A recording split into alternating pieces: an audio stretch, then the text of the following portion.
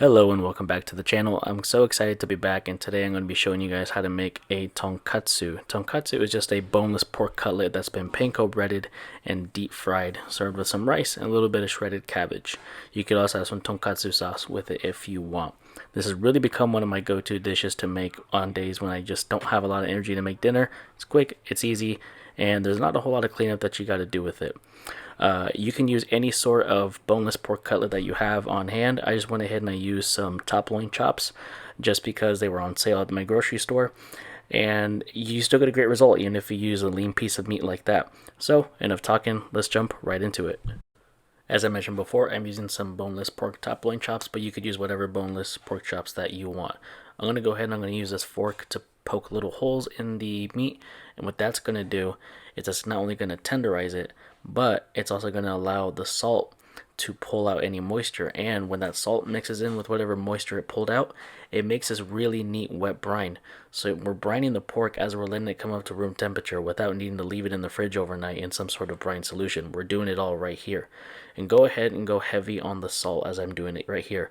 You'll be surprised that you will not get a really strong salty flavor in the meat when you're all done deep frying it. All this is just to make it really super tender so that way the meat is not tough when we're done cooking it. Now that the pork is salted, it has been tenderized, I'm going to go ahead and just put it on a plate. And what you want to do for these reasons is you want to let the pork come up to room temperature, because the pork is going to cook a lot evenly, the pork is going to cook a lot quicker, and the batter is going to adhere to the pork a lot better. So it's not going to be falling off when you're deep frying it, or when you take it out with the tongs. It's going to stick to that pork really good. So go ahead and plate the pork up, put a piece of foil over it, leave it out on the counter. It's going to be perfectly safe, and you're going to be ready to cook it up in a couple hours. Before the breading and the frying starts, take all of the pork chops and make sure you dry all of the brine off. You want to make sure these are as dry as possible when you get them on, that way the flour really sticks to the pork. So just take some paper towels on a cutting board, that way the bottom of them dries up, and then take another one, and then you can use that same plate, just rinse off all the brine, that way you can put those on after you get done breading the pork. The mess-free process of breading up the pork. Right here I got 1 cup of flour to a 1/4 cup of cornstarch, 3 eggs and a 1/4 cup of flour, and then 3 cups of panko breadcrumbs. I'm going to show you how to do this one time with one piece of pork, and you're going to repeat that for any remaining pieces of pork that you have at home. So with my left hand, I'm going to use it as the wet hand, and it's going to touch all the flour and it's going to touch all the egg. And the reason for that is because that way only one of my hands has a lot of that flour egg on the fingertips and across the hand, and then my right hand, which is what's called the dry hand, is only going to be touching the breadcrumbs and making sure that the pork is evenly covered. This is the best way to do this because both of your hands are going to be dirty, but one of them is only going to have, all that like gummy, crappy, floury egg crap on your hand. And that way, if in case you got to grab something, you can use the dry hand. And there you go. Perfect little pork cutlet. Deep frying in the house is very dangerous, and so I want to stress this message of 2 things. Make sure you have no dogs, kids, no stoned or drunk people around you when you're deep frying, because this will burn you up. Secondly, you want to use a really good oil, a canola oil like what I'm using here, or a peanut oil, or a vegetable oil. Don't use olive oil or oil with a low smoke point, because it's going to burn, and pardon my language, but your food's going to taste like shit.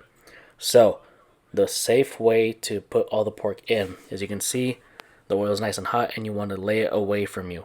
You don't want to put it towards you because you don't want it to splatter. So you want to gently, don't be afraid to get close, lay the pork softly away from you.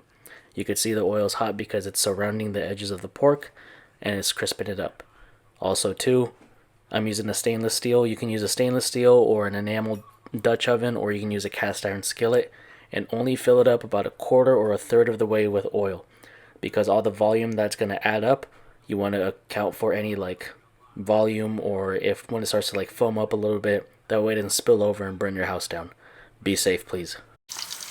You only need to cook your pork cutlets for about 6 to 8 minutes in total, and you let the carryover heat do the rest. Enjoy the sounds of deep fried pork.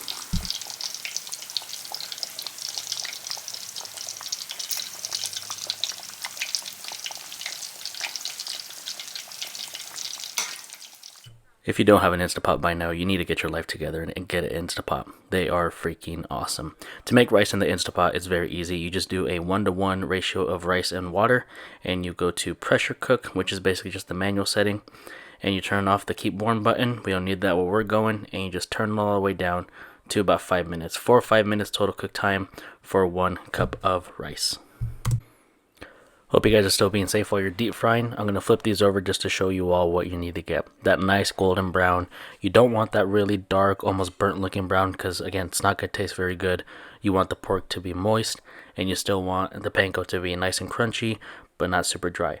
These have been cooking for about 3 to 4 minutes. Going to cook them for another 3 to 4 minutes and just let carryover heat do the rest. When the pork is all done, make sure it gets put on a baking rack so that way it doesn't get that sogginess down at the bottom. And as always, the cardinal rule when you're making fried foods, you have to put just a little bit of salt on top so you get a nice salty bite. Make sure you got a really sharp knife and a lot of finesse, and watch the technique. You just gently slice through the panko seal and then chop it on down. You don't want to do sawing motions back and forth because then it's going to screw up the cutlet that you work so hard for. And you want your rewards to be well worth it. After you get done cutting it up, admire it, and you guys are going to see how it's not dry and how it's not raw either. You still see some of the juices coming out of it, and let me tell you, this was perfectly salted. It was not overly salty, and the pork was juicy, and the panko was perfectly crunchy. Another masterpiece. Yes, I am wearing a really sick Itachi shirt from Naruto Shippuden. Anyways, you can see how the Instapot has perfectly cooked the rice. No boiling, no water going over, no sticky, gummy, weird rice. Perfectly cooked, and I highly recommend you guys all get a Instapot. We're almost to the plating section. We just got to cut up and shred up a little bit of cabbage because it's much needed with your tonkatsu. Just slice it up like an onion, kind of just go across it. You don't need it to be too perfect. You just want these nice little perfect shreds. So I like to go vertically, and then once I have all that done, I like to chop it in half and go horizontally, and then just toss it up like confetti. And there you go, perfectly sliced little cabbage. It's time to start plating up. You got the pork, got the rice, got the cabbage. I like to throw a little bit of sesame seed on the rice. Is it traditional? Probably not, but I like it. And I like to throw a little bit of rice vinegar on the cabbage. I highly recommend doing this. Got a lot of tanginess to cut through the richness of the pork. Mind-blowing combinations. And there you have it, the absolute best worst tonkatsu dish right there. Your pork cutlet, your rice, and your cabbage. I really hope you all enjoyed watching this video. Like I said, I'm very excited to be back and posting more content. Go ahead and like, comment, subscribe. Really hope you guys try this dish at home. It's become one of my personal favorites. Thank you so much for watching, and I'll see you guys in the next episode.